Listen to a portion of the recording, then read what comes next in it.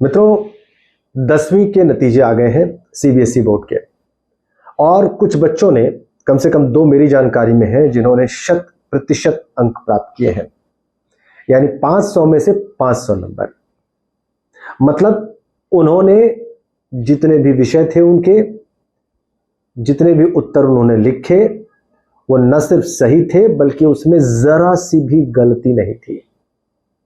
लेश मात्र भी उन्होंने कोई गलत मात्रा नहीं लगाई, उन्होंने कोई चीज छोड़ी नहीं, कोई अक्षर इधर का उधर नहीं किया, कोई पंक्चुएशन की मिस्टेक नहीं की, कोई ग्रामेटिकल मिस्टेक नहीं की। सब परफेक्ट, एकदम पूर्ण, एकदम कंप्लीट, कहते हैं उसको ना, बिल्कुल टाइट, एयर टाइट। कोई उसमें जगह नहीं बन सकी कि एग्जामिनर आधा नंबर भी काट सके। नतीजा यह हुआ कि ये बच्चे 500 में से 500 अंक लाने में कामयाब हुए। मन में सवाल है, मेरे सवाल आपके भी मन में होगा, इसका मुझे यकीन है। ये ठीक है कि एक आधा सब्जेक्ट ऐसे हो सकते हैं जिसमें छात्र द्वारा या परीक्षार्थी के द्वारा, एग्जामिनी के द्वारा कोई गलती ना हुई हो, जरा सी भी कोई त्रुटि ना पाई गई हो, और इस वजह से एग्जामिनर को मौका ना मिला हो कि वो लाल कलम अपनी कहीं चला सके।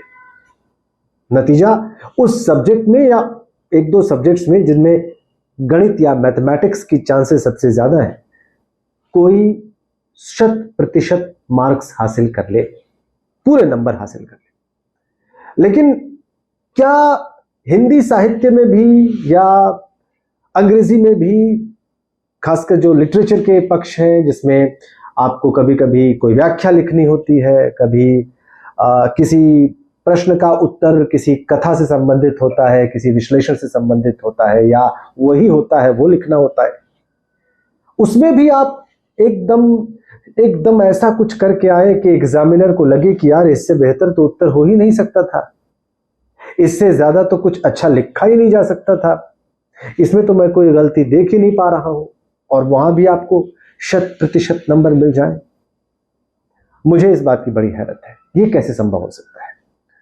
ये कैसे मुमकिन हो सकता है कि किस प्रकार से किया जा सकता है कि कोई गलती उसमें हासिल ना करे, कोई चीज उसे ऐसी ना दिखे जहां पर आधे 1, 2, 3 नंबर भी कट जाएं।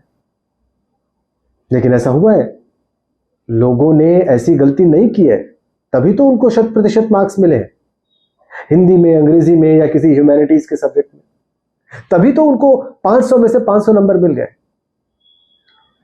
यकीनन उन बच्चों ने बहुत पढ़ाई की होगी।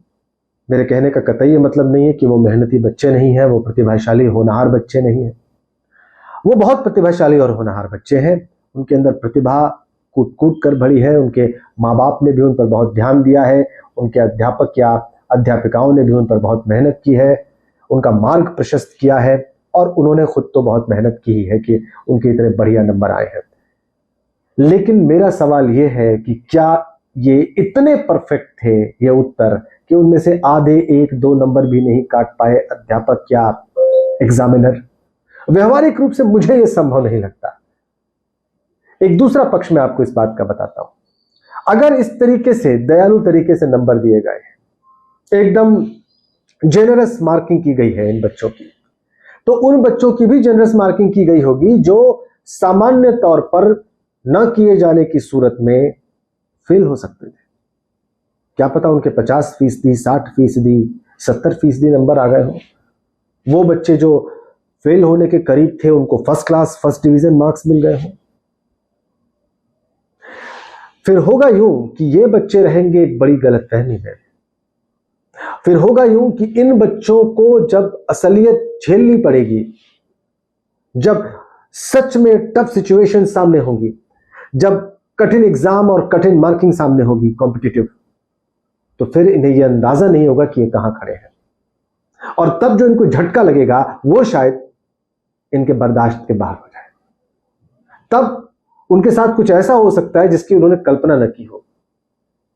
जो उन्होंने खूबसूरत सुनहरे ख्वाब सजा रखे हो, वो एकदम अचानक चकनाचूर हो जाए। और फिर नुकसान बड़ा हो सकता है। हो सकता है हुआ भी हो, जिसकी जानकारी मुझे ना हो या मैं ना कह पा रहा हूं आपसे, लेकिन ऐसा मुमकिन है। इसलिए मेरा सवाल यह है कि क्या हर साल, साल दर साल, पिछले कुछ सालों से हमने देखा कि बच्चों के 100% नंबर आ रहे हैं, ये संभव है? एक से ज्यादा बच्चों के साथ भी ये संभव है? मेरा सवाल यही है। अगर आपको ये लगता है कि ये सवाल आपके भी मन में है तो आप प्लीज कमेंट करके बताएं। आप प्लीज सार्वजनिक करें अपनी भावनाओं को, अपने तर्कों को, ताकि मैं भी पढ़ूं, लोग भी पढ़ें। और अगर आपको मेरी बात ठीक लगती है तो प्लीज शेयर इट मैक्सिमम, ताकि अगर मार्किंग में जरूरत से ज्यादा विनम्रता या दयालुता दिखाई जा रही है तो वो रुके, वो कहीं रुके और एग्जैक्ट सटीक मार्किंग हो। Thank you so much.